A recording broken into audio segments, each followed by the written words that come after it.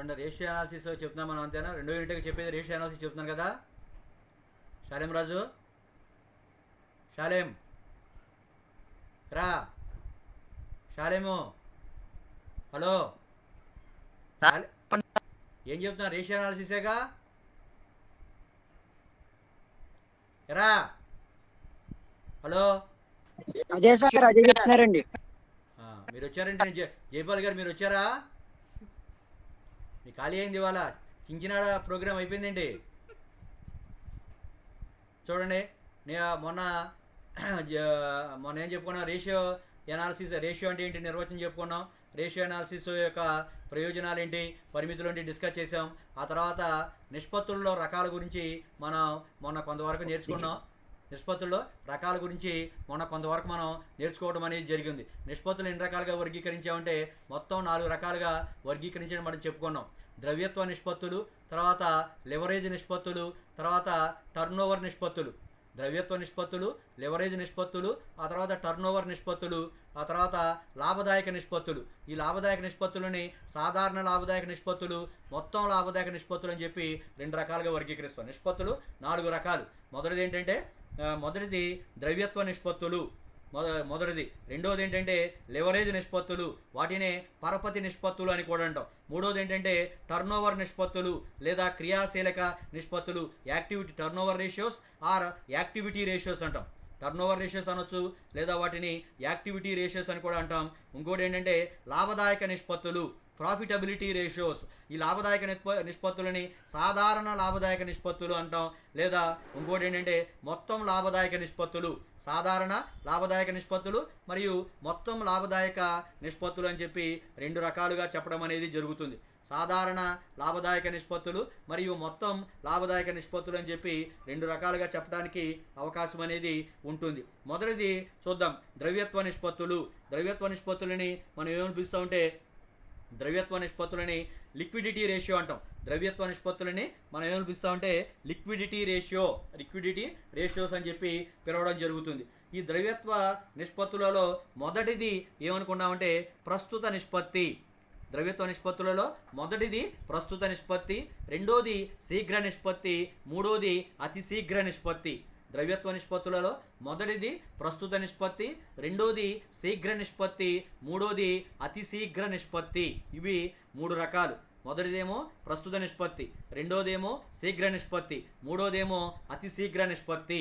ప్రస్తుత నిష్పత్తి అంటే ప్రస్తుత ఆస్తులకు ప్రస్తుత అప్పులకు మధ్య ఉండేటువంటి సంబంధాన్ని తెలియచేసేటువంటి నిష్పత్తిని ఏమని పిలుస్తామంటే ప్రస్తుత నిష్పత్తి అంటాం. ప్రస్తుత ఆస్తులకు ప్రస్తుత అప్పులకు మధ్య ఉండేటువంటి సంబంధాన్ని తెలియచేసేటువంటి నిష్పత్తిని ప్రస్తుత నిష్పత్తి అంటారు. దీనిని నిర్వహణ మూలధన నిష్పత్తి అని కూడా అంటాం. అంటే వర్కింగ్ క్యాపిటల్ రేషియో అంటాం. Current ratio or working capital ratio. Working capital ratio అంటే నిర్వహణ మూలధన నిష్పత్తి అని కూడా దీనిని పిలవడం జరుగుతుంది. ప్రస్తుత నిష్పత్తి అంటే ప్రస్తుత ఆస్తులకు ప్రస్తుత అప్పులకి మధ్య ఉండేటువంటి సంబంధాన్ని గురించి తెలియచేసేటువంటి నిష్పత్తిని ఏమని పిలుస్తామంటే ప్రస్తుత నిష్పత్తి అని అంటారు. దీనిని ఏమని పిలుస్తామంటే నిర్వహణ మూలధన నిష్పత్తి అని కూడా అంటాం. దీనిని వర్కింగ్ క్యాపిటల్ రేషియో, నిర్వహణ మూలధన నిష్పత్తి అంటాం. ప్రస్తుత నిష్పత్తి యొక్క ప్రామాణిక నిష్పత్తి ఎంత అంటే ప్రస్తుత నిష్పత్తి యొక్క ప్రామాణికం ఎంత ఉండాలంటే స్టాండర్డ్ ఎంత అంటే 2:1. రెండేమో ప్రస్తుత ఆస్తులు ఉన్నట్లయితే, ఒకటేమో ప్రస్తుత అప్పులు ఉన్నట్లయితే దానిని ప్రామాణిక నిష్పత్తిగా పరిగణించడం అనేది జరుగుతుంది. ప్రస్తుత నిష్పత్తి సూత్రం ఏంటంటే ప్రస్తుత ఆస్తులు బై ప్రస్తుత అప్పులు. ప్రస్తుత నిష్పత్తి సూత్రం ఏంటంటే ప్రస్తుత ఆస్తులు బై ప్రస్తుత అప్పులు. ఇందులో మనకి ప్రస్తుత ఆస్తులు అంటే ఏమో తెలియాలి, ప్రస్తుత అప్పులు అంటే తెలియాలి. అప్పుడు మాత్రమే we are in a position to calculate current ratio or working capital ratio. Current ratio is also called working capital ratio. ఈ the standard current ratio is equal to 2:1. ప్రస్తుత నిష్పత్తి యొక్క ప్రామాణికత ఎంత అంటే 2:1 ఉండాలి. ప్రస్తుత నిష్పత్తి సూత్రం ఏంటంటే ప్రస్తుత ఆస్తులు బై ప్రస్తుత అప్పులు. ప్రస్తుత ఆస్తులు అంటే ఏమో తెలిసి ఉండాలి, ప్రస్తుత అప్పులు అంటే ఏవో తెలిసి ఉండాలి. Then we may able to calculate current ratio. ప్రస్తుత ఆస్తులు అంటే మనం ఏమని పిలుస్తామంటే చేతిలో నగదు. అంటే ప్రస్తుత ఆస్తులు అంటే 1 సంవత్సర కాలం లోపు మార్పు చెందేటువంటి ఆస్తులని మనం ఏమని పిలుస్తామంటే ప్రస్తుత ఆస్తులు, కరెంట్ అసెట్స్ అంటాం. చేతిలో నగదు. ఎరా వినపడుతుందా షాలేమో? Hello Shalem, hello. వినపడుతుందండి. ఎస్.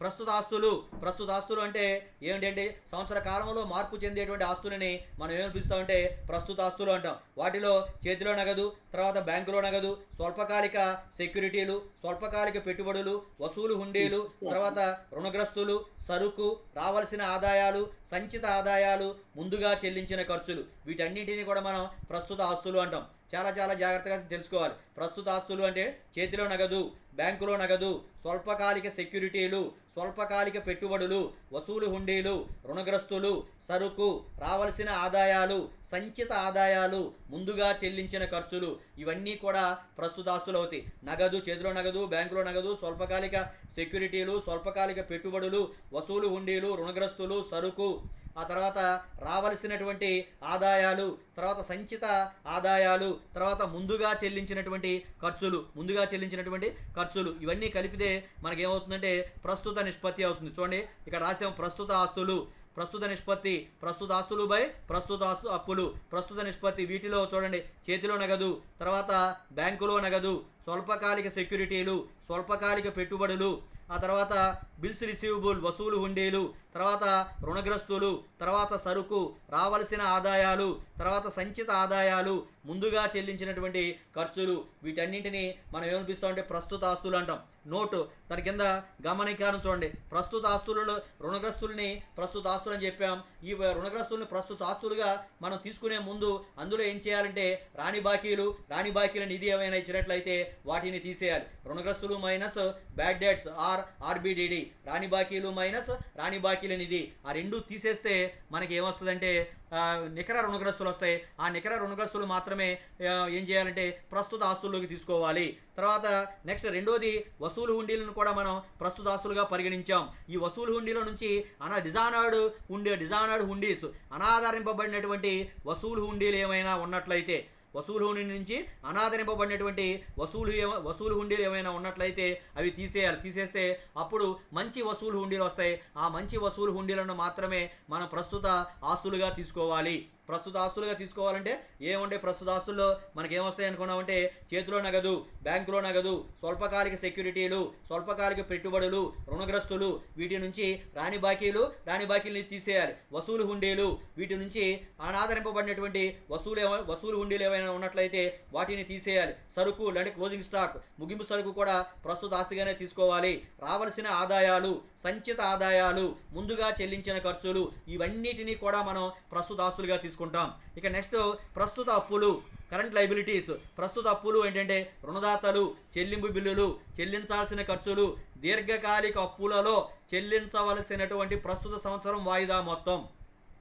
దీర్ఘకాలిక మనం ఒక 20 సంవత్సరాలకి అప్పు తీసుకుంటాం, ఒక 20 లక్షలు అప్పు తీసుకున్నాం, ప్రతి సంవత్సరం కూడా ₹1,00,000 వాయిదా మొత్తం చెల్లిస్తున్నట్లయితే ఇట్లా చెల్లించేటువంటి వాయిదా మొత్తాన్ని కూడా ప్రస్తుత అప్పుగా తీసుకోవాలి. రుణదాతలు, చెల్లింపు బిల్లులు, చెల్లించాల్సిన ఖర్చులు, దీర్ఘకాలిక అప్పులలో చెల్లించవలసినటువంటి వాయిదా మొత్తం, స్వల్పకాలిక అప్పులు, తర్వాత చెల్లించాల్సిన డివిడెండు, పన్ను కోసం ఏర్పాటు, బ్యాంకు ఓవర్ డ్రాఫ్ట్, వీటిని మనం ఏం చేస్తామంటే ప్రస్తుత అప్పులలో భాగంగా తీసుకోవడం అనేది జరుగుతుంది. ఒకవేళ bank over draft long term అని ఇచ్చాడనుకోండి, దాన్ని ప్రస్తుత అప్పుల జాబితాలో చేర్చకూడదు. దాన్ని ఏం చేయాలంటే దీర్ఘకాలిక అప్పుగా పరిగణించాలి. Bank over draft long term అని చెప్పినట్లయితే దానిని మనం దీర్ఘకాలిక అప్పుల జాబితాలో చేర్చాలి, కానీ ప్రస్తుత అప్పుల జాబితాలో చేర్చకూడదు. ఇక బ్యాంక్ అప్పు అనేది ఎల్లప్పుడూ కూడా దీర్ఘకాలిక అప్పుగానే పరిగణించాలి, కానీ బ్యాంక్ అప్పుని స్వల్పకాలిక అప్పుగా పరిగణించకూడదు. ఇవన్నీ తెలిస్తే తప్ప మనం ప్రస్తుత నిష్పత్తిని కట్టలేము. ప్రస్తుత నిష్పత్తి అంటే ఏంటంటే ప్రస్తుత ఆస్తులకు ప్రస్తుత అప్పులకు మధ్య ఉండేటువంటి సంబంధాన్ని తెలియచేసేటువంటి నిష్పత్తిని ప్రస్తుత నిష్పత్తి అంటాం. దానినే నిర్వహణ మూలధన నిష్పత్తి అని కూడా అంటాం. ప్రామాణిక ప్రస్తుత నిష్పత్తి ఎంతంటే 2:1. ప్రామాణిక ప్రస్తుత నిష్పత్తి ఎంతంటే 2:1. ప్రామాణిక ప్రస్తుత నిష్పత్తికి సూత్రం ఏంటంటే ప్రస్తుత ఆస్తులు బై ప్రస్తుత అప్పులు. ప్రస్తుత నిష్పత్తికి సూత్రం ఏంటంటే ప్రస్తుత ఆస్తులు బై ప్రస్తుత అప్పులు వేస్తే ప్రామాణిక ప్రస్తుత నిష్పత్తి అనేది రావడం జరుగుతుంది.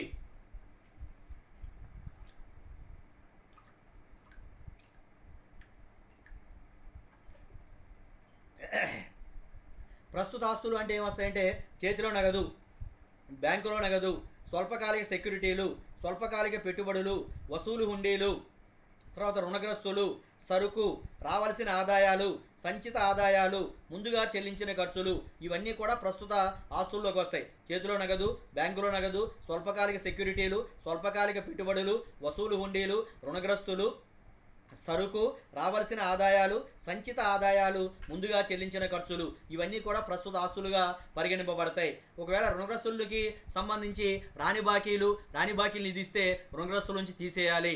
తర్వాత అనాదరణ చెందిన హుండీలు అని ఇస్తే వసూలు హుండీల నుంచి తీసేయాలి.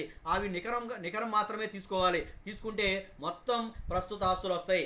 ఆ మొత్తం ప్రస్తుత ఆస్తులు బై మొత్తం ప్రస్తుత అప్పులు. ప్రస్తుత అప్పులు కావాలంటే మనకి రుణదాతలు,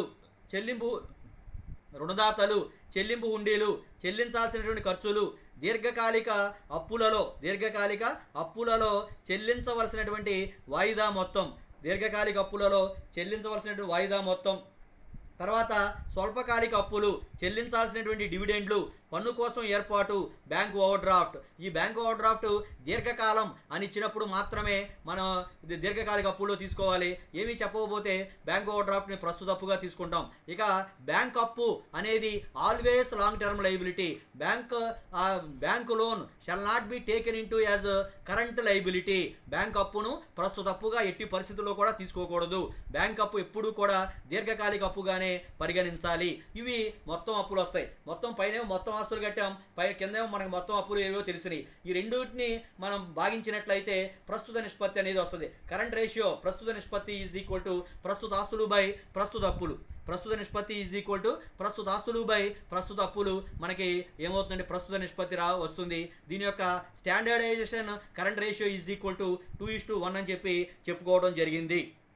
అది ప్రస్తుత నిష్పత్తి. లిక్విడిటీ రేషియోస్ మనకి లిక్విడిటీ రేషియో నమూనాలో చెప్పుకున్నాం. ద్రవ్యత్వ నిష్పత్తుల్లో రకాలు చెప్పినప్పుడు ద్రవ్యత్వ నిష్పత్తులు 3 రకాలని చెప్పాం. ఒకటి ప్రస్తుత నిష్పత్తి, రెండోది శీఘ్ర నిష్పత్తి, మూడోది అతి శీఘ్ర నిష్పత్తి చెప్పుకున్నాం. ఈ మూడిట్లో మనం ప్రస్తుత నిష్పత్తిని గురించి మాత్రమే చెప్పుకున్నాం. ఇప్పుడు రెండోది శీఘ్ర నిష్పత్తి అంటే ఏముందో తెలుసుకుందాం. రెండోది ఏంటంటే శీఘ్ర నిష్పత్తి, క్విక్ రేషియో అంటాం దీన్ని, లేదా యాసిడ్ టెస్ట్ రేషియో అంటాం. దీన్ని క్విక్ రేషియో అంటాం లేదా యాసిడ్ టెస్ట్ రేషియో అంటాం. ఈ నిష్పత్తి ఏంటంటే శీఘ్ర ద్రవ్యత్వ ఆస్తులకు మరియు శీఘ్ర అప్పులకు మధ్య గల సంబంధాన్ని, శీఘ్ర ద్రవ్యత్వ ఆస్తులకు మరియు శీఘ్ర అప్పులకు మధ్య గల సంబంధాన్ని తెలియచేసే నిష్పత్తిని ఏమనిపిస్తామంటే శీఘ్ర నిష్పత్తి అంటాం. దీనిని ఆంగ్ల భాషలో ఏమనిపిస్తామంటే యాసిడ్ టెస్ట్ రేషియో అంటాం. సాధారణంగా దీని యొక్క ప్రామాణిక నిష్పత్తి 1:1.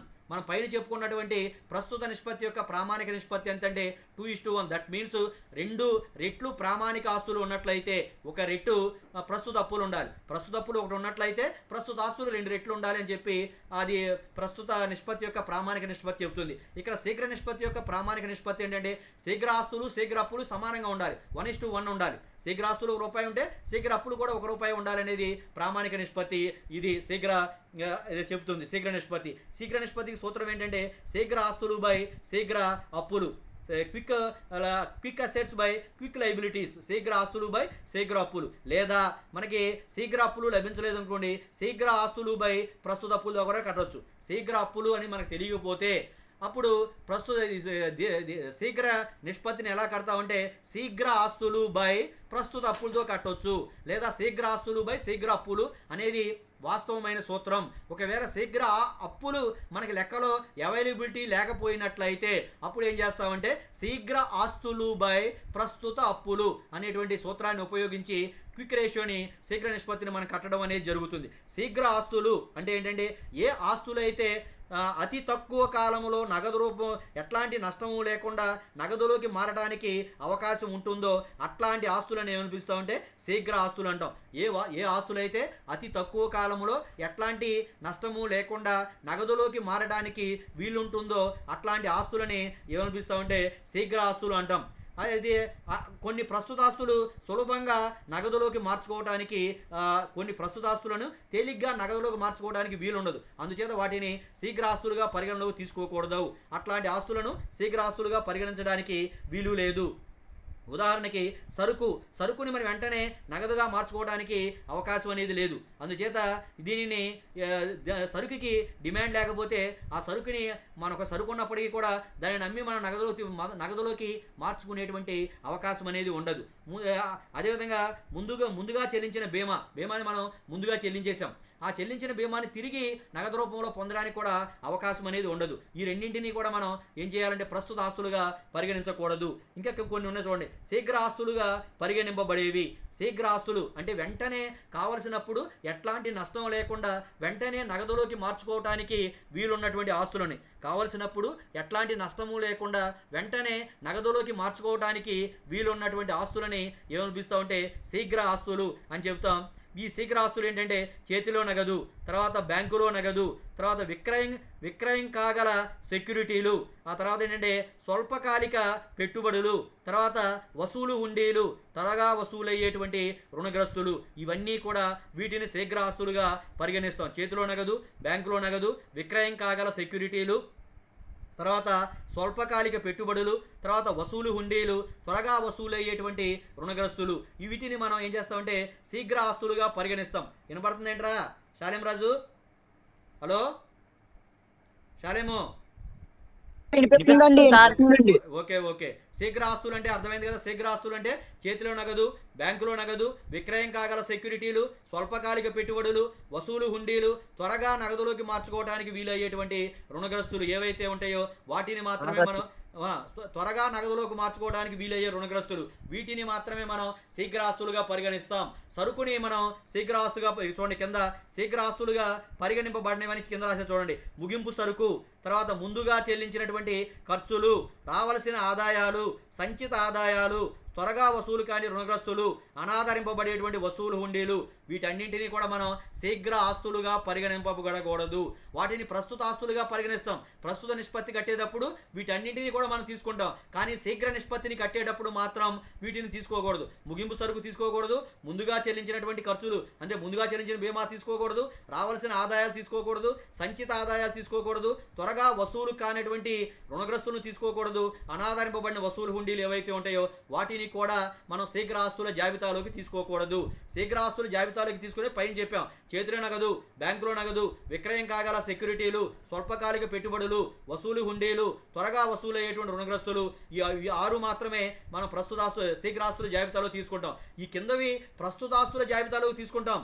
ఈ కింద వాటిని అన్నింటినీ కూడా ప్రస్తుత ఆస్తుల జాబితాలోకి అయితే తీసుకుంటాం, కానీ శీఘ్ర ఆస్తుల జాబితాలోకి తీసుకోకూడదు. అంటే ప్రస్తుత నిష్పత్తిని లెక్కించేటప్పుడు వీటన్నింటినీ తీసుకుంటాం, కానీ శీఘ్ర నిష్పత్తిని లెక్కించేటప్పుడు వీటిని మాత్రం మనం తీసుకోవడానికి అవకాశం అనేది లేదు. ఇక నెక్స్ట్ 4వది ఏంటి? శీఘ్ర నిష్పత్తి అంటే శీఘ్ర ఆస్తులు బై శీఘ్ర అప్పులు. శీఘ్ర అప్పులు మనకి అవైలబిలిటీ లేకపోయినట్లయితే శీఘ్ర నిష్పత్తిని ఎలా కడతామంటే శీఘ్ర ఆస్తులు బై ప్రస్తుత అప్పులు కడతాం.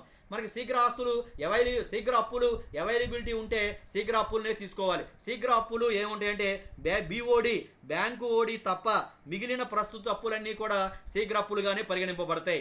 బ్యాంకు ఓవర్ డ్రాఫ్ట్ తప్ప remaining all current liabilities shall be treated as quick liabilities except bank over draft remaining all current liabilities shall be taken as quick liabilities. Bank over draft తప్ప మిగిలిన ప్రస్తుత అప్పులన్నీ కూడా శీఘ్ర అప్పులుగానే పరిగణింపబడతాయి. కింద సూత్రం రాసి చూడండి. శీఘ్ర అప్పులు ఈజ్ ఈక్వల్ టు ప్రస్తుత అప్పులు మైనస్ బ్యాంకు ఓవర్ డ్రాఫ్ట్. శీఘ్ర అప్పులు ఈజ్ ఈక్వల్ టు ప్రస్తుత అప్పులు మైనస్ బ్యాంకు ఓవర్ డ్రాఫ్ట్. అది శీఘ్ర నిష్పత్తిని కట్టాలి. శీఘ్ర నిష్పత్తి ఈజ్ ఈక్వల్ టు శీఘ్ర ఆస్తులు బై శీఘ్ర అప్పులు. శీఘ్ర అప్పులు మనకి అవైలబిలిటీలో లేకపోయినట్లయితే శీఘ్ర ఆస్తులు బై ప్రస్తుత అప్పులు కడతాం. శీఘ్ర ఆస్తులు అంటే ఏ ఆస్తులనైతే మనం వెంటనే నగదులోకి మార్చుకోవాలి అని అనుకుంటామో, అట్లా మార్చుకోవాలనుకున్నప్పుడు ఎట్లాంటి నష్టము లేకుండా నగదులోకి మార్చుకోవటానికి వీలయ్యేటువంటి ఆస్తులని మనం ఏమనిపిస్తామంటే శీఘ్ర ఆస్తులు అంటాం. కొన్ని ప్రస్తుత ఆస్తులు వెంటనే నగదులోకి మార్చుకోవడానికి అవకాశం అనేది ఉండదు. అవేంటంటే ముగింపు సరుకు, ముందుగా చెల్లించినటువంటి ఖర్చులు, ఉదాహరణకి ముందుగా చెల్లించిన బీమా, ఇట్లాంటి వాటిని మనం వెంటనే నగదులోకి మార్చుకోవడానికి అవకాశం అనేది ఉండదు. అవేంటంటే ముగింపు సరుకు, ముందుగా చెల్లించిన ఖర్చులు, ఉదాహరణకి ముందుగా చెల్లించిన బీమా, రావాల్సిన ఆదాయాలు, సంచిత ఆదాయాలు, త్వరగా వసూలు కానిటువంటి రుణగ్రస్తులు, అనాదరింపబడిన వసూలు హుండీలు, ఇవన్నీ కూడా శీఘ్ర ఆస్తులుగా పరిగణింపబడవు. శీఘ్ర ఆస్తులుగా పరిగణింపబడేవి ఓన్లీ 6: చేతిలో నగదు, బ్యాంకులో నగదు, స్వల్పకాలిక సెక్యూరిటీలు, స్వల్పకాలిక పెట్టుబడులు, వసూలు హుండీలు, త్వరగా వసూలయ్యేటువంటి రుణగ్రస్తులు, ఇవి మాత్రమే మనం శీఘ్ర ఆస్తులుగా పరిగణిస్తాం. తర్వాత మనకి ప్రస్తుత అప్పులు అంటే మనం ఇందాకడే తెలుసుకున్నాం. ప్రస్తుత అప్పులు మనం ఏమని తెలుసుకున్నామంటే రుణదాతలు, చెల్లింపు బిల్లులు, చెల్లించాల్సిన ఖర్చులు, దీర్ఘకాలిక అప్పులలో ప్రస్తుత సంవత్సరం చెల్లించాల్సినటువంటి వాయిదా మొత్తం, తర్వాత స్వల్పకాలిక అప్పులు, చెల్లించాల్సిన డివిడెండ్లు, తర్వాత ఇంకా ప్రొవిజన్స్ అవేంటంటే పన్ను కోసం ఏర్పాటు, బ్యాంకు ఓవర్ డ్రాఫ్ట్. ఏమి చెప్పకపోతే బ్యాంకు ఓవర్ డ్రాఫ్ట్ని స్వల్పకాలిక అప్పుగా పరిగణిస్తాం. బ్యాంక్ అప్పును మాత్రం ఎట్టి పరిస్థితుల్లో కూడా స్వల్పకాలిక అప్పుగా పరిగణించకూడదు. It shall always be treated as long term liability, దీర్ఘకాలిక అప్పుగా దానిని మనం పరిగణించాలి. శీఘ్ర అప్పు కావాలంటే శీఘ్ర ఆస్తులు బై శీఘ్ర అప్పులు కడతాం. ఒకవేళ శీఘ్ర అప్పులు మనకి అవైలబిలిటీ లేదనుకోండి, లభ్యం కావట్లేదు, శీఘ్ర ఆస్తులు బై ప్రస్తుత అప్పులు కూడా మనం తీసుకోవచ్చు. ఒకవేళ శీఘ్ర అప్పులు అంటే ప్రస్తుత అప్పులు మైనస్ బ్యాంకు ఓవర్ డ్రాఫ్ట్ని మనం ప్రస్తుత అప్పుగా తీసుకోకూడదు. శీఘ్ర అప్పుగా తీసుకోకూడదు. శీఘ్ర అప్పులు ఈజ్ ఈక్వల్ టు ప్రస్తుత అప్పులు మైనస్ బ్యాంకు ఓవర్ డ్రాఫ్ట్ కాకుండా మిగిలినటువంటి అన్ని ప్రస్తుత అప్పులని కూడా మనం శీఘ్ర అప్పుగానే తీసుకుంటాం. అట్లా కడితే మనకి శీఘ్ర నిష్పత్తి అనేది వస్తుంది. ప్రామాణిక శీఘ్ర నిష్పత్తి 1:1. దీన్ని 2 రకాలుగా లెక్కిస్తాం. శీఘ్ర నిష్పత్తి ఈజ్ ఈక్వల్ టు శీఘ్ర ఆస్తులు బై శీఘ్ర అప్పులు, లేదా శీఘ్ర ఆస్తులు బై ప్రస్తుత అప్పులు. శీఘ్ర అప్పులు మనకి అవైలబిలిటీ లేకపోయినట్లయితే శీఘ్ర నిష్పత్తి ఈజ్ ఈక్వల్ టు శీఘ్ర ఆస్తులు బై ప్రస్తుత అప్పులు అనేటువంటి సూత్రంతో మనం దీనిని లెక్కించడం అనేది జరుగుతుంది. ఇక నెక్స్ట్ మూడోది ఏంటంటే అతి శీఘ్ర నిష్పత్తి లేదా యాబ్సల్యూట్ లిక్విడిటీ రేషియో అంటాం. అతి శీఘ్ర నిష్పత్తి అన్నా లేదా యాబ్సల్యూట్ లిక్విడిటీ రేషియో అన్నా కూడా ఒకటే. అతి శీఘ్ర నిష్పత్తి అంటాం దానినే, లేదా యాబ్సల్యూట్ లిక్విడిటీ రేషియో అని చెప్పి మనం చెప్పడం జరుగుతుంది. ఇది మూడోది అతి శీఘ్ర నిష్పత్తి లేదా ఖచ్చిత ద్రవ్య నిష్పత్తి. ఈ నిష్పత్తి అతి శీఘ్ర ఆస్తులకు మరియు ప్రస్తుత అప్పులకు మధ్య ఉండేటువంటి సంబంధాన్ని తెలియజేస్తుంది. అతి శీఘ్ర ఆస్తులు, ప్రస్తుత ఆస్తులు వేరు, శీఘ్రాస్తులు వేరు, అతి శీఘ్ర ఆస్తులు వేరు. మనం గుర్తుపెట్టుకోవాలి జాగ్రత్తగా. ఇది అతి శీఘ్ర నిష్పత్తి creates relation between super quick assets and current liabilities. అతి శీఘ్ర ఆస్తులకు ప్రస్తుత అప్పులకు మధ్య సంబంధాన్ని తెలియచేసేటువంటి నిష్పత్తిని ఏమని పిలుస్తామంటే అతి శీఘ్ర నిష్పత్తి అంటాం. ప్రామాణిక అతి శీఘ్ర నిష్పత్తి ఎంత అంటే 1:2. ఫస్ట్ ప్రస్తుత నిష్పత్తి స్టాండర్డ్ ఎంత అంటే 2:1. క్విక్ రేషియో శీఘ్ర నిష్పత్తి 1:1. ఇదేమో 1:2. అతి శీఘ్ర నిష్పత్తి యొక్క ప్రామాణిక నిష్పత్తి ఎంత అంటే 1:2. కింద రాసే చూడండి, ప్రామాణిక నిష్పత్తి 1:2. అతి శీఘ్ర నిష్పత్తి సూత్రం ఏంటంటే అతి శీఘ్ర ఆస్తులు బై ప్రస్తుత అప్పులు. అతి శీఘ్ర ఆస్తులు అంటే వెంటనే మనం ఎప్పుడు కావాలనుకుంటామో అప్పుడు వెంటనే ఇమీడియట్లీగా నగదులోకి మారడానికి వీలైనటువంటి ఆస్తులని సూపర్ క్విక్ అసెట్స్ అంటాం. అతి శీఘ్ర ఆస్తులు అని చెప్తాం. అవి ఏంటంటే ఓన్లీ 4. అతి శీఘ్ర ఆస్తులు అంటే ఓన్లీ 4. చేతిలో నగదు, బ్యాంకులో నగదు, స్వల్పకాలిక సెక్యూరిటీలు, స్వల్పకాలిక పెట్టుబడులు. Only these 4 assets are treated as super quick assets. ఈ 4 cash in hand, cash at bank, స్వల్పకాలిక సెక్యూరిటీలు లేదా విక్రయ సెక్యూరిటీలు, saleable securities or short term investments, స్వల్పకాలిక పెట్టుబడులు. ఈ 4 మాత్రమే అతి శీఘ్ర ఆస్తులుగా మనం పరిగణించాలి. ఇవి అతి శీఘ్ర ఆస్తులుగా పరిగణించాలి. ఈ దిగువ తెలిపినటువంటి ఆస్తులను శీఘ్ర ఆస్తుల్లో చేర్చకూడదు. ఏంటంటే క్లోజింగ్ స్టాక్ ముగింపు సరుకు, ప్రీపెయిడ్ ఎక్స్పెన్సెస్, రెండోది అక్యూములేటెడ్ ఇన్కమ్స్, లేదా అవుట్ స్టాండింగ్ ఇన్కమ్స్ లేదా క్యుములేటెడ్ ఇన్కమ్స్, వసూలు హుండీలు, బిల్స్ రిసీవబుల్, రుణగ్రస్తులు. These 6 assets does not include in super quick assets. అతి శీఘ్ర ఆస్తుల్లోకి ఈ 6ని తీసుకోకూడదు. ముగింపు సరుకు, ముందుగా చెల్లించిన ఖర్చులు, రావాల్సిన ఆదాయాలు, సంచిత ఆదాయాలు, వసూలు హుండీలు, రుణగ్రస్తులు. ఈ 6 కూడా మనం ఏం చేయాలంటే అతి శీఘ్ర ఆస్తుల జాబితాలోకి చేర్చకూడదు. అతి శీఘ్ర ఆస్తుల జాబితాలో ఓన్లీ 4 చేతిలో నగదు, బ్యాంకులో నగదు, విక్రయం కాగల సెక్యూరిటీలు, స్వల్పకాలిక పెట్టుబడులు, ఆ 4 మాత్రమే మనం అతి శీఘ్ర ఆస్తుల జాబితాలో చేర్చాలి. అర్థమైందా? షాలేము సార్ అర్థమైందా? సార్ చెప్పండి సార్. అర్థమైందా? అర్థమవుతుందండి. ఎన్ని చెప్పాను ఇప్పుడు? ఏ నిష్పత్తులు 4 రకాలుగా వర్గీకరిస్తామని చెప్పాం. ఒకటి ద్రవ్యత్వ నిష్పత్తులు, రెండోది ద్రవ్యత్వ మాట్లాడకండి రా ఒకటి ద్రవ్యత్వ నిష్పత్తులు, రెండోది ఏం చెప్పుకున్నాం రకాలు ద్రవ్యత్వ నిష్పత్తులు, రెండోది లెవరేజ్ నిష్పత్తులు లేదా ఇంకేం చెప్పాం దానికి, లెవరేజ్ నిష్పత్తులు లేదా పరపతి నిష్పత్తులు అంటారని చెప్పుకున్నాం. మూడోది ఏంటంటే టర్నోవర్ నిష్పత్తులు లేదా యాక్టివిటీ రేషియోస్, క్రియాశీలక నిష్పత్తులు అంటాం. నాలుగోది లాభదాయక నిష్పత్తులు. ఈ లాభదాయక నిష్పత్తులు మరలా 2 రకాలుగా వర్గీకరిస్తాం. సాధారణ లాభదాయక నిష్పత్తి, మొత్తం లాభదాయక నిష్పత్తి. సాధారణ లాభదాయక నిష్పత్తులు మరియు మొత్తం లాభదాయక నిష్పత్తులు అని చెప్పి మనం 2 రకాలుగా వర్గీకరిస్తాం. ఇందులో మనం ఓన్లీ ద్రవ్యత్వ నిష్పత్తులు, లిక్విడిటీ రేషియోస్ మాత్రమే నేర్చుకున్నాం ఇప్పటికి. లిక్విడిటీ రేషియోస్ ఎన్ని రకాలు చెప్పండి రా. అరే షాలేం, ఎన్ని ఏంటవి ఏంటి చెప్పు, ఏంటవి? ప్రస్తుత నిష్పత్తి, శ్రేయ నిష్పత్తి, విజయశాంతి నిష్పత్తి రా.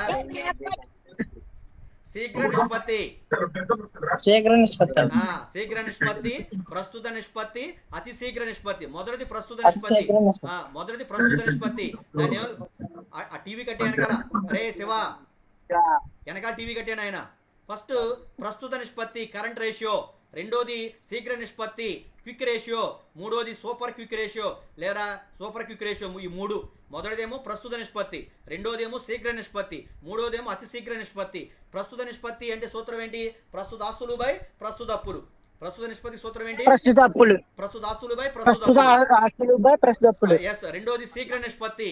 శీఘ్ర నిష్పత్తి అంటే ఏంటంటే శీఘ్ర ఆస్తులు బై శీఘ్ర అప్పులు లేదా శీఘ్ర ఆస్తులు బై ప్రస్తుత అప్పులు లేదా శీఘ్ర ఆస్తులు బై ప్రస్తుత అప్పులు కూడా తీసుకోవచ్చు.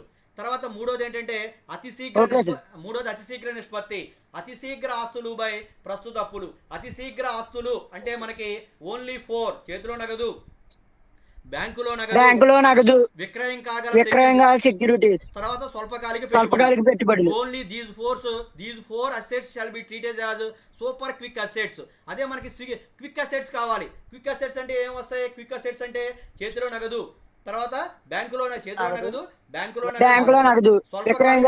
స్వల్పకాలిక పెట్టుబడులు, స్వల్పకాలిక సెక్యూరిటీలు, తర్వాత వసూలు హుండీలు, తర్వాత వసూలయ్యే రుణగ్రస్తులు. అవి అనాదరింపబడేటువంటి రుణగ్రస్తులు కానీ, ఆ తర్వాత ఇంకేంటి ముగింపు సరుకు కానీ, ముందుగా చెల్లించిన ఖర్చులు కానీ, రావాల్సిన ఆదాయాలు కానీ, సంచిత ఆదాయాలు కానీ, ఇవి మనం శీఘ్ర ఆస్తుల్లోకి తీసుకోకూడదు. అతి శీఘ్ర ఆస్తుల్లోకి వాటిని తీసుకోకూడదు. అర్థమైందా? ఈ 3 కూడా నోట్స్ రాసుకున్నారా మీరు? రాత్నం సార్. ఇవి ద్రవ్యత్వ ఆస్తులు అంటే 3: ప్రస్తుత నిష్పత్తి, శీఘ్ర నిష్పత్తి, అతి శీఘ్ర నిష్పత్తి. ఈ 3 కూడా అది లిక్విడిటీ రేషియో ద్రవ్యత్వ నిష్పత్తిలో రకాలు. అర్థమైంది? ఈ 3 అర్థమైనవి బాగా? అర్థమైంది సార్. సరే, నెక్స్ట్ ఇక రెండో దానికి వెళ్దాం. లెవరేజ్ నిష్పత్తుల్ని ఇంకేమని పిలుస్తారంటే పరపతి నిష్పత్తులు అని కూడా పిలుస్తారు. లెవరేజ్ రేషియోస్ని ఏమని పిలుస్తామంటే పరపతి నిష్పత్తులు అని కూడా పిలవడం జరుగుతుంది. లెవరేజ్ రేషియోస్ని పరపతి నిష్పత్తులు అని చెప్పి పిలుస్తాం.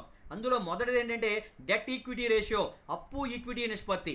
మొదటిది ఏంటంటే డెట్ ఈక్విటీ రేషియో, అప్పు మరియు ఈక్విటీ నిష్పత్తి. అంటే దీనికి దీర్ఘకాలిక రుణాల అప్పు ఈక్విటీ నిష్పత్తి ఏంటంటే దీర్ఘకాలిక రుణాలు మరియు ఈక్విటీ వాటా మూలధనానికి మధ్య గల నిష్పత్తిని, దీర్ఘకాలిక రుణాలు ఈక్విటీ వాటా మూలధనానికి మధ్య గల నిష్పత్తిని మనం ఏమని పిలుస్తామంటే అప్పు ఈక్విటీ నిష్పత్తి అంటాం. దీర్ఘకాలిక రుణాలు ఈక్విటీ వాటా మూలధనానికి మధ్య గలటువంటి సంబంధాన్ని తెలియచేసేటువంటి నిష్పత్తిని ఏమనిపిస్తామంటే డెట్ ఈక్విటీ రేషియో, అప్పు మరియు ఈక్విటీ నిష్పత్తి అంటాం. ఇది సాధారణ పరిస్థితులలో ఇది అభివృద్ధి ఎంత ఉండాలంటే 1:1 ఉండాలి. అంటే అప్పులు ఒకటి ఉండాలి, దీర్ఘ ఈక్విటీ వాటా మూలధనం కూడా ఒకటి ఉన్నట్లయితే ఇది అభిలషణీయమైనటువంటి నిష్పత్తిగా పరిగణించడం అనేది జరుగుతుంది. అప్పు ఈక్విటీ నిష్పత్తి is equal to long term liabilities by equity వాటా మూలధనం. లాంగ్ టర్మ్ లైబిలిటీస్ అంటే దీర్ఘకాలిక రుణాలు బై ఈక్విటీ వాటా మూలధనము. దీర్ఘకాలిక రుణాలు బై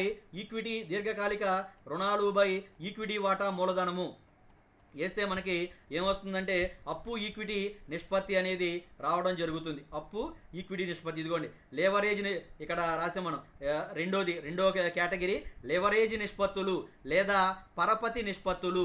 లెవరేజ్ నిష్పత్తులు అంటాం వీటిని ఇంకేమని పిలుస్తామంటే పరపతి నిష్పత్తులు అని కూడా పిలవడం జరుగుతుంది. లెవరేజ్ నిష్పత్తులు లేదా పరపతి నిష్పత్తులు. అందులో నెంబర్ 1 అప్పు ఈక్విటీ నిష్పత్తి. అప్పు ఈక్విటీ అంటే దీర్ఘకాలిక రుణాలకు ఈక్విటీ వాటా మూలధనానికి మధ్య ఉండేటువంటి రిలేషన్షిప్ను గురించి తెలియజేసేటువంటి నిష్పత్తిని అప్పు ఈక్విటీ నిష్పత్తి అని అంటారు. సాధారణ పరిస్థితులలో 1:1 అభిలషణీయమైన నిష్పత్తిగా పరిగణిస్తారు. సాధారణ పరిస్థితుల్లో 1:1 ఉంటే ఇది మంచిదిగా బాగుంటుంది అనుకుంటారు. అప్పు ఈక్విటీ నిష్పత్తి ఈజ్ ఈక్వల్ టు దీర్ఘకాలిక రుణాలు బై ఈక్విటీ వాటా మూలధనము. దీర్ఘకాలిక రుణాలు బై ఈక్విటీ వాటా మూలధనము. నెక్స్ట్ దీర్ఘకాలిక రుణాలు అంటే ఏంటంటే మొత్తం రుణాల నుంచి స్వల్పకాలిక లేదా ప్రస్తుత రుణాలను తీసేస్తే వచ్చే మొత్తం. దీర్ఘకాలిక రుణాలు అంటే మొత్తం అప్పులు. ఇక్కడ మనకి ఆశిబులు బట్టీలో అప్పుల వైపు ఉండే వాటిని మన ప్రస్తుత అప్పులు, దీర్ఘకాలిక అప్పులు, వాటాదారుల నిధులు అంటాం. లేదా అప్పులు ప్లస్ మూలధనం అయితే మొత్తం అప్పులు వస్తాయి. అప్పులు ప్లస్ మూలధనం మొత్తం అప్పులు వస్తాయి. ఈ అప్పుల్లో 2 రకాలు ఉంటాయి. ఈక్విటీ వాటా అప్పుల్లో ప్రస్తుత అప్పులు, దీర్ఘకాలిక రుణాలు ఉంటాయి. మొత్తం అప్పుల్లోంచి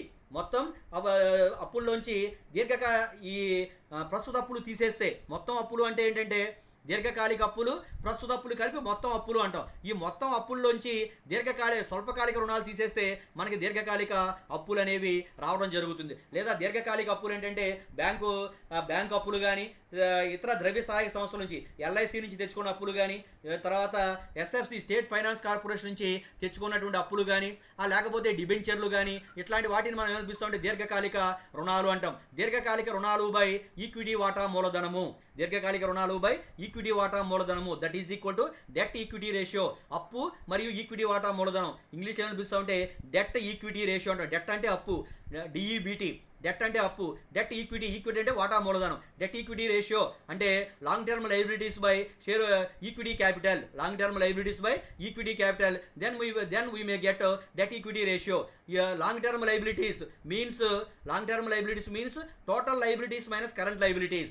Total liabilities minus current liabilities, then we may get long term liabilities. Next equity share capital, equity వాటా మూలధనం. Equity share capital means equity share capital plus share premium plus provisions plus నిల్వలు, లాభ నష్టాల ఖాతా, క్రెడిట్ నిల్వ ఇట్లాంటివి ఉంటే అవి మైనస్ అక్యూమిలేటెడ్ లాసెస్.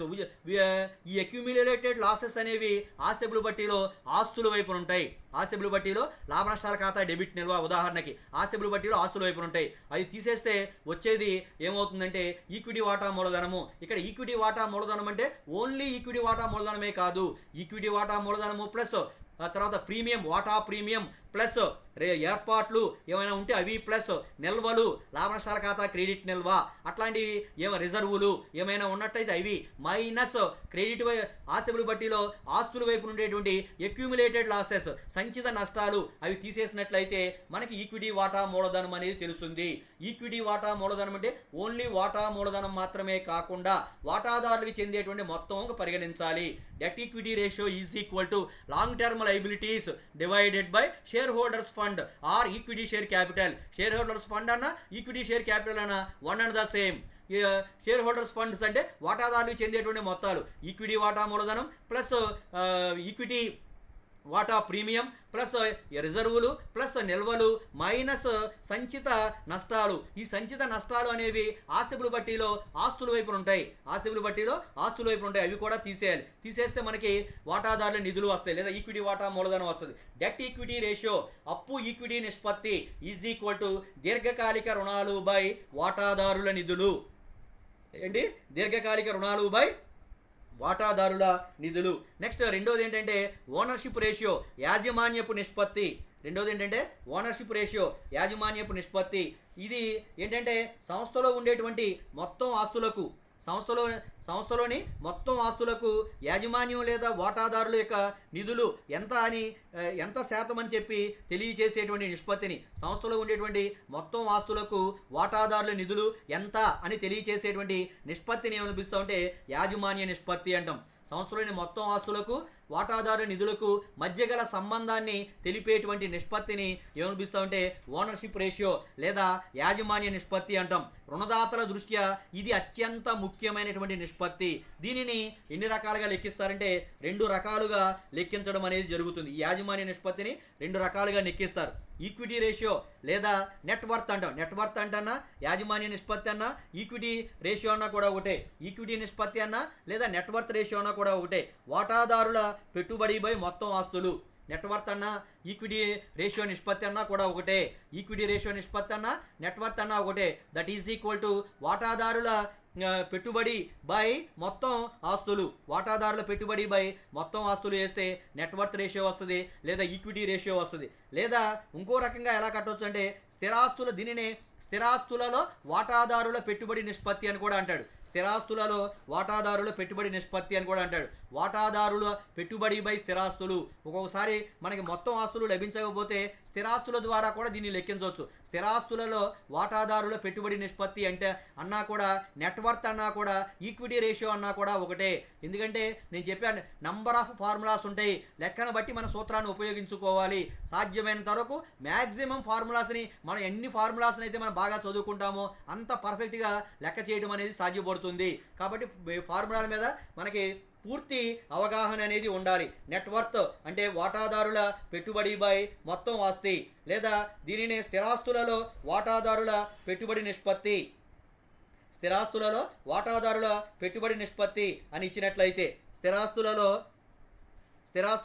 వాటాదారుల పెట్టుబడి నిష్పత్తి అని ఇచ్చాడు అనుకోండి, అప్పుడు వాటాదారుల పెట్టుబడి బై స్థిరాస్తులు, వాటాదారుల పెట్టుబడి బై స్థిరాస్తులు అని చెప్పి మనం లెక్కించాలి. ఇక మూడోది ఏంటంటే క్యాపిటల్ గేరింగ్ రేషియో, మూలధన గేరింగ్ నిష్పత్తి. ఇదిగోండి మూడోది మనకి క్రియాశీలక మూడో నిష్పత్తుల్ని మనం ఏమనుకున్నామంటే మూడో నిష్పత్తిని మనం లెవరేజ్ నిష్పత్తులు లేదా పరపతి నిష్పత్తులు అనుకున్నాం. లెవరేజ్ నిష్పత్తులు లేదా పరపతి నిష్పత్తులు. ఈ లివరేజ్ నిష్పత్తులు లేదా పరపతి నిష్పత్తుల్లో మొదటిదేమో డెట్ ఈక్విటీ రేషియో, అప్పు ఈక్విటీ నిష్పత్తి. రెండోదేమో యాజమాన్య నిష్పత్తి, ఓనర్షిప్ రేషియో. మూడోది ఏంటంటే క్యాపిటల్ గేరింగ్ రేషియో. దీనిని మూలధన లివరేజ్ నిష్పత్తి అని కూడా అంటారు. క్యాపిటల్ గేరింగ్ నిష్పత్తి అంటాం లేదా క్యాపిటల్ లివరేజ్ నిష్పత్తి అని కూడా అంటారు. ఇది కంపెనీ యొక్క మూలధన స్వరూపాన్ని తెలియచేస్తుంది. అంటే కంపెనీ యొక్క మూలధనంలో ఈక్విటీ వాటాలు ఎంత ఉన్నాయి, ఆధిక్యపు వాటా మూలధనం ఎంత ఉంది, డిబెంచర్లు ఎంత ఉన్నాయి, వాటికి మధ్య గల సంబంధాన్ని తెలియచేసే నిష్పత్తిని ఏమనిపిస్తాం అంటే క్యాపిటల్ గేరింగ్ రేషియో లేదా మూలధన లివరేజ్ నిష్పత్తి అంటాం. ఈక్విటీ వాటా మూలధనం, ఆధిక్యపు వాటా మూలధనం, డిబెంచర్లు, వీటి మధ్య గల నిష్పత్తిని సంబంధాన్ని గురించి తెలియచేసేటువంటి నిష్పత్తిని మనం ఏమని పిలుచుకుంటామంటే మూలధన గేరింగ్ నిష్పత్తి అంటాం లేదా మూలధన లివరేజ్ నిష్పత్తి అని కూడా అంటాం. మూలధన గేరింగ్ నిష్పత్తి ఈజ్ ఈక్వల్ టు ఈక్విటీ వాటా మూలధనము బై ఆధిక్యపు వాటా మూలధనము ప్లస్ డిబెంచర్లు. ఆధిక్యపు వాటా మూలధనము ప్లస్ డిబెంచర్లు ప్లస్ ఇంకేమైనా అప్పులు ఉన్నట్లయితే అప్పులు, వీటన్నింటినీ కలిపి మనం లెక్కించినట్లయితే మనకి క్యాపిటల్ గేరింగ్ రేషియో అనేది వస్తుంది. ఈ క్యాపిటల్ గేరింగ్ రేషియోని ఇంకేమంటే పిలుస్తాం మూలధన లివరేజ్ నిష్పత్తి అని కూడా అంటాం. Capital gearing ratio is also termed as capital leverage నిష్పత్తి. మనం we have to use the following formula in order to calculate capital gearing ratio. Capital gearing ratio is equal to equity share capital divided by preference share capital plus debentures plus liabilities. Then we may get capital gearing ratio కావాలంటే equity వాటా మూలధనము by ఆధిక్యపు వాటా మూలధనము plus డిబెంచర్లు plus అప్పులు అని దాంతో మనం ఏం చేయొచ్చు అంటే క్యాపిటల్ గేరింగ్ రేషియోని మనం లెక్కించడానికి అవకాశం అనేది మనం లెక్కించడం అనేది జరుగుతుంది. ఇది కాకుండా క్యాపిటల్ గేరింగ్ రేషియోని ఇవి లభ్యం కాలేదు మనకి. ఈక్విటీ వాటా మూలధనం, ఆధిక్యపు వాటా మూలధనం, డిబెంచర్లు, అప్పులు లభ్యం కాకపోయినట్లయితే ఇంకా అప్పుడు ఎట్లా లెక్కించాలి అంటే capital gearing ratio is equal to fixed bearing interested securities అంటే స్థిర వడ్డీ పొందే సెక్యూరిటీలు బై ఈక్విటీ వాటాదారుల నిధులు దానిని ఆ సూత్రాన్ని ఉపయోగించినట్లయితే అప్పుడు కూడా మనం క్యాపిటల్ గేరింగ్ రేషియో నిష్పత్తిని పొందొచ్చు. క్యాపిటల్ గేరింగ్ రేషియోని రెండు రకాలుగా లెక్కిస్తాం. Capital gearing ratio is equal to equity వాటా మూలధనము బై ఆధిక్యపు వాటా మూలధనము ప్లస్ డిబెంచర్లు ప్లస్ అప్పులు, లేదా ఇంకెట్లా లెక్కించవచ్చు అంటే ఈ capital gearing ratio is equal to స్థిర వడ్డీ పొందే సెక్యూరిటీలు fixed rate of interest bearing securities divided by equity వాటాదారుల నిధులు. స్థిర వడ్డీ పొందేటువంటి సెక్యూరిటీలు బై ఈక్విటీ వాటాదారుల నిధులు. Then we may get capital gearing ratio లెక్కటానికి రెండు సూత్రాలు ఉన్నాయి. అవి ఈ రెండు కూడా చెప్పడం జరిగింది. ఇక నెక్స్ట్ నాలుగోది ఏంటంటే ఫిక్స్డ్ అసెట్స్ రేషియో, స్థిరాస్తుల నిష్పత్తి. స్థిరాస్తులకు వినియోగించిన మూలధనానికి మధ్య ఉండేటువంటి సంబంధాన్ని తెలియచేసే నిష్పత్తిని ఏమని పిలుస్తామంటే స్థిరాస్తుల నిష్పత్తి అంటాం. స్థిరాస్తులకు వినియోగించిన మూలధనానికి మధ్య ఉండేటువంటి రిలేషన్షిప్, సంబంధాన్ని తెలియచేసేటువంటి నిష్పత్తిని స్థిరాస్తుల నిష్పత్తి అంటాం. It creates the relationship between fixed assets and capital employed. Fixed assets ratio creates a relationship between fixed assets and capital employed. The formula for calculation of fixed assets ratio is equal to fixed assets by capital employed. Fixed assets we have already familiarly known to fixed assets, plant and machinery, furniture and fittings, తర్వాత land and buildings, తర్వాత vehicles, all these are comes under into fixed assets. Fixed assets by capital employed వినియోగించిన మూలధనం. స్థిరాస్తుల నిష్పత్తి is equal to స్థిరాస్తులు by వినియోగించిన మూలధనము. స్థిరాస్తులు బై వినియోగించినటువంటి మూలధనము. స్థిరాస్తులు మనకు తెలుసు, వినియోగించిన మూలధనం కావాలి అంటే దీనిని రెండు రకాలుగా లెక్కించవచ్చు. వినియోగించిన మూలధనము ఈజ్ ఈక్వల్ టు స్థిరాస్తులు మైనస్ కృత్రిమ ఆస్తులు ప్లస్ ప్రస్తుత అప్పులు. స్థిరాస్తులకి ప్రస్తుత అప్పులు ఏమనుంటే కూడి అందులోంచి కృత్రిమ ఆస్తులను మనం తీసేసినట్లయితే మనకేమొస్తుందంటే వినియోగించిన మూలధనము అనేది రావడం జరుగుతుంది. వినియోగించిన మూలధనము ఈజ్ ఈక్వల్ టు వినియోగించిన స్థిరాస్తులు మైనస్ కృత్రిమాస్తులు మైనస్ ప్రస్తుత అప్పులు తీసేస్తే మనకేమొస్తుందంటే వినియోగించిన మూలధనం క్యాపిటల్ ఎంప్లాయిడ్ వస్తుంది. ఇట్లా కాకుండా వేరొక రకంగా కూడా క్యాపిటల్ ఎంప్లాయిడ్ లెక్కించవచ్చు. Capital employed is equal to వినియోగించిన మూలధనము is equal to working capital plus fixed assets. Working capital అంటే ఏంటంటే current assets minus current liabilities. Working capital అంటే current assets minus current liabilities plus అందులోంచి కరెంట్ అసెట్స్ ప్రస్తుత ఆస్తుల్లోంచి ప్రస్తుత అప్పులు తీసేసి ఆ వచ్చినటువంటి మొత్తానికి మనం వచ్చినటువంటి మొత్తానికి స్థిరాస్తులను కూడితే ఏమొస్తుందంటే క్యాపిటల్ ఎంప్లాయిడ్ అనేది వస్తుంది. Capital employed is equal to working capital plus fixed assets. How can you estimate working capital? Working capital is the process of current assets minus current liabilities. ప్రస్తుత ఆస్తుల్లోంచి ప్రస్తుత అప్పులు తీసేస్తే మనకి ఏమొస్తుందంటే వర్కింగ్ క్యాపిటల్ వస్తుంది. ఈ వర్కింగ్ క్యాపిటల్కి ఫిక్స్డ్ అసెట్స్ని యాడ్ చేసినట్లయితే మనకి ఏమొస్తుందంటే వినియోగించినటువంటి మూలధనం, క్యాపిటల్ ఎంప్లాయిడ్ వినియోగించిన మూలధనం అనేది వస్తుంది. ఈ రెండు ఉంటే స్థిరాస్తుల మొత్తము వినియోగించిన మూలధనము ఉంటే మనం స్థిరాస్తుల నిష్పత్తిని కట్టవచ్చు. స్థిరాస్తుల నిష్పత్తి ఈజ్ ఈక్వల్ టు స్థిరాస్తులు బై వినియోగించిన మూలధనం. ఈ వినియోగించిన మూలధనాన్ని రెండు రకాలుగా లెక్కిస్తాం. వినియోగించిన మూలధనము is equal to working capital plus స్థిరాస్తులు, లేదా వినియోగించిన మూలధనము ఈజ్ ఈక్వల్ టు స్థిరాస్తులు మైనస్ అని చెప్పి బ్రాకెట్ పెట్టి కృత్రిమ ఆస్తులు ప్లస్ ప్రస్తుత ఆస్తులు అని రాసుకున్నా కూడా రెండు రకాలుగా కూడా మనం దీనిని లెక్కించడానికి మనకి అవకాశం అనేది ఉంటుంది. ఏంటిది అది? స్థిరాస్తుల నిష్పత్తి. నెక్స్ట్ 5వది ఏంటంటే వడ్డీ కవరేజ్ రేషియో. వడ్డీ కవరేజ్ నిష్పత్తి ఈ నిష్పత్తి ఏంటంటే సంస్థ ఆదాయం కంటే వడ్డీ అనేది ఎన్ని రెట్లు అధికంగా ఉంది అనేది తెలియజేస్తుంది. సంస్థ ఆదాయం కంటే ఈ నిష్పత్తి సంస్థ ఆదాయం అనేది వడ్డీ కంటే ఏమైపోతుంది సార్? సరే, ఇప్పటి వరకు 4 చెప్పా, మిగతా రేపు నుంచి చెబుతా. వడ్డీ కవరేజ్ నిష్పత్తి అవి రేపు చెబుతా. మీరు నోట్స్ రాసుకోండి. మీరు చూస్తూ ఉంటుంటే మీకు తొందరగా మైండ్లోకి ఎక్కుద్ది. అంతేగాని స్క్రీన్ మీద చూస్తే అంత తొందరగా ఎక్కువ అయ్యి. నోట్స్ రాసుకోండి. మొత్తం ఈ 20 పేజీలు వస్తేనే లెక్క వస్తుంది. చాలా సూత్రాలు ఉంటాయి, మీరు చూసి ఉంటారు. చూసారా మీరు? రా జైపాల్, రే జైపాల్, మొత్తం చూసారా? మొత్తం సూత్రాలు వస్తేనే లెక్క వస్తుంది. లెక్క చాలా చాలా కష్టంగా ఉంటాయి. సూత్రాల మీద ఆధారపడి ఉంటుంది. సూత్రాలు బాగా రావాలి. Then only you will be able to solve the problem. Unless you mug up the formulas, it is very very difficult to solve the problem. బట్టి పట్టాల్సిందే మీరు, లేకపోతే ప్రాబ్లం చేయడం అనేది చాలా కష్టంగా ఉంటుంది. ఎందుకంటే నంబర్ ఆఫ్ ఫార్ములాస్ ఉంటాయి.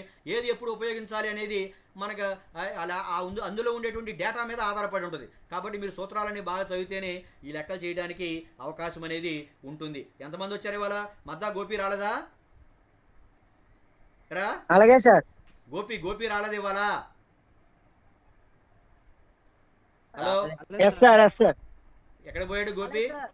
రాలేదు. సరే, పనికి వెళ్ళిపోయాడేంటి? Okay sir.